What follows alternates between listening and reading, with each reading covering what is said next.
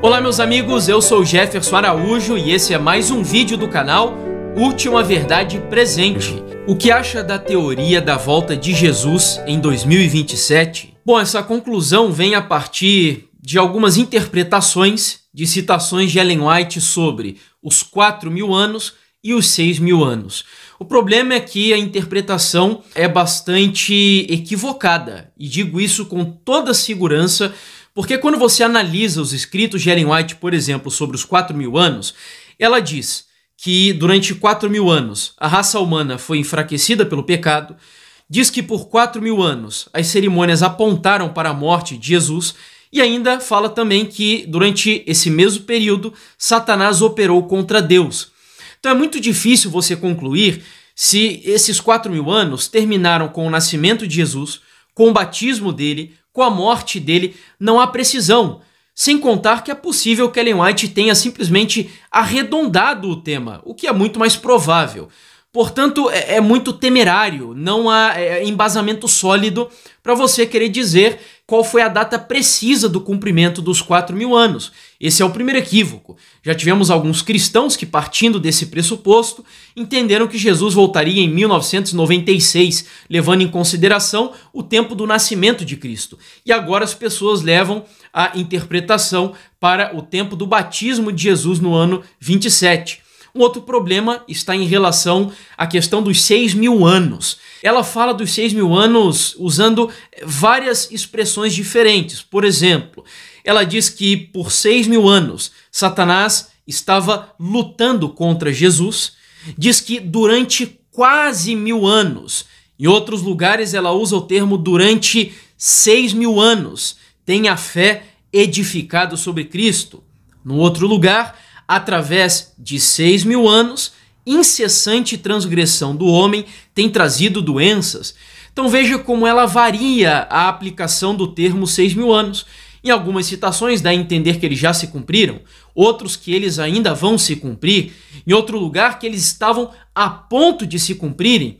Enfim, é a mesma conclusão dos 4.000 anos. É bem provável que ela estivesse arredondando quando se referia ao assunto. Agora, o que mais me induz a rejeitar completamente essa teoria da volta de Jesus em 2027 é justamente porque tanto na Bíblia como em Ellen White nós encontramos declarações veementes contra pregações com datas marcadas. Ainda que alguns queiram dizer que, embora a Bíblia nos proíba identificar o dia e a hora apenas e não o ano, me desculpe, mas isso é apenas uma enrolação para tentar justificar uma mensagem equivocada, onde nós temos proibições bíblicas e do espírito de profecia. Para quem desconhece, leia, por favor, o capítulo 23 do livro Mensagens Escolhidas, volume 1.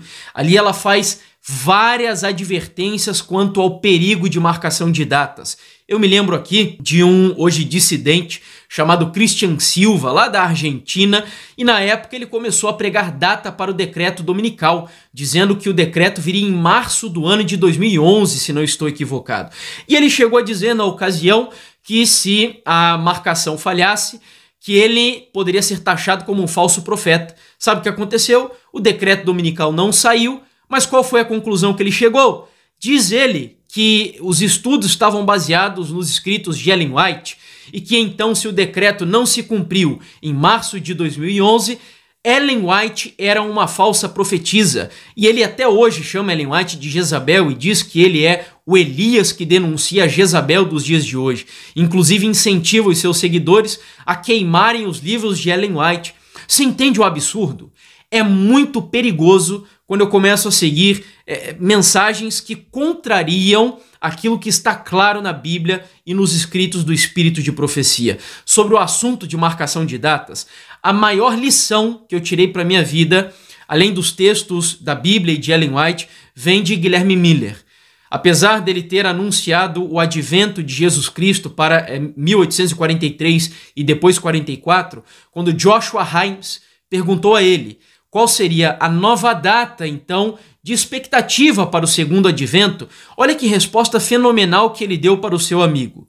Fixei minha mente em outro tempo e aqui pretendo ficar até que Deus me dê mais luz. E esse tempo é hoje, hoje e hoje, até que ele venha. Então eu concluo com essa frase: não importa o ano exato quando Jesus voltará, nós devemos estar preparados hoje, hoje, hoje e até o dia da sua vinda. Sobre o dia e a hora da vinda de Jesus, o Senhor dirá isso para os seus servos, mas apenas naquela ressurreição especial que acontecerá durante o tempo de angústia e durante os sinais do livramento do povo de Deus. Eu só preciso fazer um complemento que eu havia esquecido sobre a importância de entender a missão da igreja. Nós já falamos que a mensagem do terceiro anjo é o nosso propósito de existência. E quando eu a compreendo, não há necessidade de marcação de datas. Esse tema se torna extremamente irrelevante frente a um conteúdo tão pleno e poderoso como é a terceira mensagem angélica. Isso não é algo da minha pessoa, mas Ellen White, e eu compartilho com você a citação, nos adverte quanto a essa questão. O Senhor me tem mostrado que a mensagem do terceiro anjo deve ir e ser proclamada aos dispersos filhos do Senhor, mas não deve estar na dependência do tempo. Vi que alguns estavam conseguindo um falso reavivamento despertado por pregarem sobre o tempo, mas a mensagem do terceiro anjo é mais forte do que o tempo possa ser. Vi que esta mensagem pode sustentar o seu fundamento e não necessita de tempo para fortalecê-la, e que ela irá em grande poder e fará a sua obra e será abreviada em justiça. Então, como eu acabei de dizer, ao entender a mensagem do terceiro anjo, o conteúdo de datas, de marcação de datas, de tempo estabelecido, perde totalmente a sua importância. Quando compreendermos a nossa missão, nós deixaremos de anunciar mensagens com datas estabelecidas, seja por decreto, para a volta de Jesus, juízo dos vivos, fechamento da porta da graça, ou seja lá o que for. Resta-nos, portanto, entender profundamente a nossa missão, a mensagem do terceiro anjo. Não esqueça de se inscrever no canal, deixar o seu gostei, também compartilhar com os seus amigos pelas redes sociais. Um grande abraço, que Deus te abençoe imensamente.